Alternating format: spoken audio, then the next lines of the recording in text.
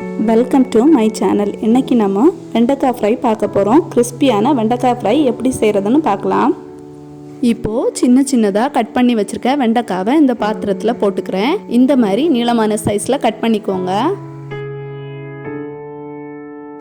அரை டீஸ்பூன் மஞ்சள் போட்டுக்கோங்க.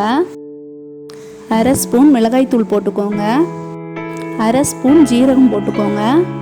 தேவையான அளவுக்கு உப்பு போட்டுக்கோங்க. 1/4 ஸ்பூன் கடலை மாவு சேர்த்துக்கிறேன். 1 ஸ்பூன் பச்சரிசி மாவு சேர்த்துக்கிறேன். இதை இப்போ நல்லா மிக்ஸ் பண்ணிக்கோங்க. இந்த அளவுக்கு மிக்ஸ் ஆன பிறகு கொஞ்சம் கொஞ்சமாக தண்ணி தெளித்து மிக்ஸ் பண்ணிக்கோங்க. திரும்பவும் கொஞ்சம் தண்ணி தெளிச்சுக்கோங்க. திரும்பவும் 1 ஸ்பூன் கடலை மாவு போட்டுக்கோங்க.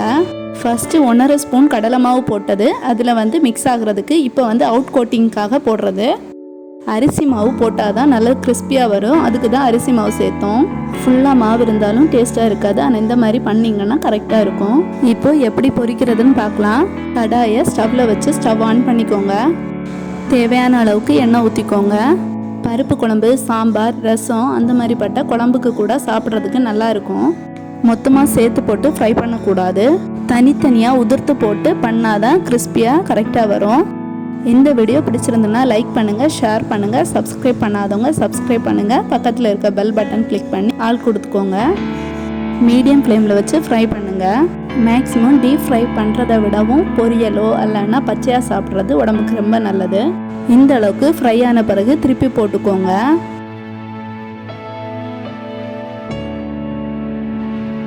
இப்போது ஒரு கொத்து கறிவேப்பிலையை கிள்ளி இதில் போட்டுக்கோங்க. அப்போ தான் நல்லா வாசனையாக இருக்கும். இப்போ இதை நல்லா மிக்ஸ் பண்ணிக்கோங்க. அப்போ தான் நல்லா பொரிஞ்சு கிடைக்கும்.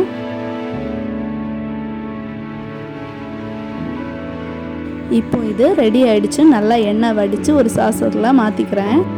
கிறிஸ்பியான வெண்டைக்காய் ஃப்ரை ரெடி ஆகிடுச்சு. நீங்களும் உங்கள் வீட்டில் ட்ரை பண்ணி பாருங்கள். Thank you friends.